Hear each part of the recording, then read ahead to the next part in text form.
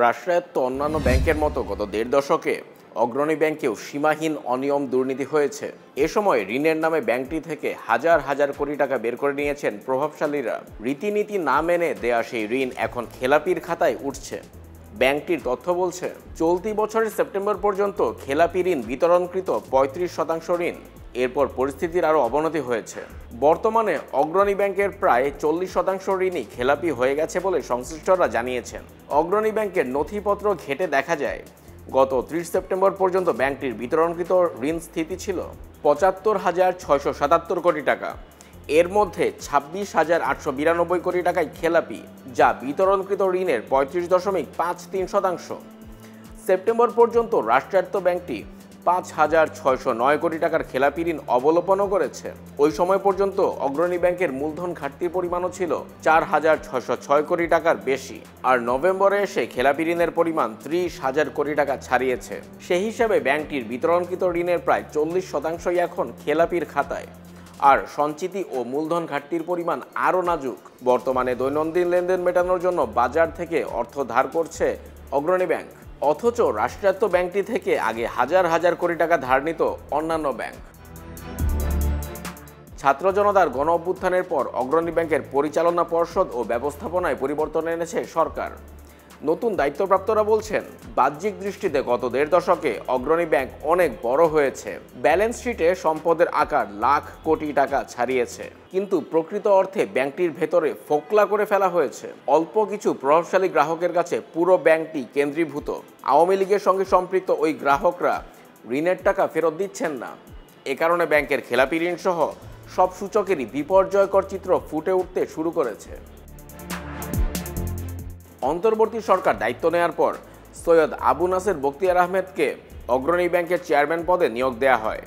২০০৪ থেকে ২০১০ সালের মার্চ পর্যন্ত তিনি ব্যাংকটির এমডির দায়িত্বে ছিলেন। অগ্রণী ব্যাংকের বর্তমান পরিস্থিতির বিষয়ে জানতে চাইলে আবু নাসের বখতিয়ার আহমেদ বণিক বার্তাকে জানান, অগ্রণী ব্যাংকের বিরাজমান সংকট কল্পনারও বাইরে। ২০১০ সাল পরবর্তী সময় ব্যাংকটিকে একেবারে শেষ করে ফেলা হয়েছে। চেয়ারম্যান হিসেবে দায়িত্ব নেওয়ার পর তিনি দেখেন, ব্যাংকের নষ্ট অ্যাকাউন্ট বা বৈদেশিক মুদ্রায় লেনদেনের উদ্দেশ্যে খোলা হিসাব থেকে প্রায় ২৫০০ কোটি টাকা ডেবিট হয়েছে, কিন্তু গ্রাহকের হিসাব থেকে তা ডেবিট হয়নি। ৭৩৫ দিন ধরে এ পরিমাণ অর্থ ওভারডিউ রাখা হয়েছে। অগ্রণী ব্যাংকের চেয়ারম্যান বলেন, তিনি তার দীর্ঘ ব্যাংকিং ক্যারিয়ারে এত বড় জালিয়াতির কথা শোনেননি। গত দেড় দশকে অগ্রণী ব্যাংক থেকে কেবল আওয়ামী ঘরানার লোকেরা ঋণ পেয়েছে। জালিয়াতির আশ্রয় নিয়ে অনেক ঋণ বিতরণ করা হয়েছে। এখন সেসব ঋণ আর ফেরত আসছে না। অগ্রণী ব্যাংক গত বছর শেষে ৪,৪৪০ কোটি টাকার মূলধন ঘাটতিতে ছিল। কেন্দ্রীয় ব্যাংকের নির্দেশনা অনুযায়ী ব্যাংকটির ঝুঁকি ভিত্তিক সম্পদের বিপরীতে মূলধন সংরক্ষণের হার CRAR ন্যূনতম ১২.৫% হওয়ার কথা, যদিও রয়েছে মাত্র ৪.৫৭%। অথচ এক যুগ আগেই সঞ্চিতি সংরক্ষণ ও মূলধনের দিক থেকে বেশ স্বাবলম্বী ছিল অগ্রণী ব্যাংক। অগ্রণী ব্যাংক কর্মকর্তাদের অভিযোগ, ২০১০ সালের পর থেকে পরিচালনা পর্ষদ ও ব্যবস্থাপনা কর্তৃপক্ষের যোগসাজশে যে অনিয়ম দুর্নীতি শুরু হয়, পরবর্তী সময় সেটি ব্যাংকের সর্বস্তরে ছড়িয়ে পড়ে। এক্ষেত্রে নেতৃত্ব দেন সাবেক ২ এমডি সৈয়দ আব্দুল হামিদ ও শামস উল ইসলাম। গ্রাহকদের কাছ থেকে ঋণের বিপরীতে নির্দিষ্ট হারে কমিশন নিতেন তারা। ঘুষ হিসেবে প্রাপ্ত কমিশনের একটি অংশ চেয়ারম্যান সহ পরিচালকদের মধ্যে ভাগ বাটোয়ারা হতো।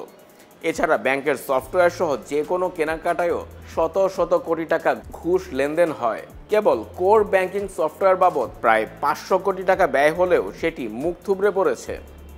অগ্রণী ব্যাংকের বড় গ্রাহক ও ঋণ বিতরণের তথ্য পর্যালোচনা করে দেখা যায়, ব্যাংকটির বিতরণকৃত ঋণের প্রায় ৮২% বড় গ্রাহকদের কাছে কেন্দ্রীভূত। মাত্র ৬৪ গ্রাহককে প্রায় ৬২,০০০ কোটি টাকা ঋণ দিয়েছে এই ব্যাংক। এ তালিকায় একই পরিবারের ৪-৫টি পৃথক কোম্পানিও রয়েছে।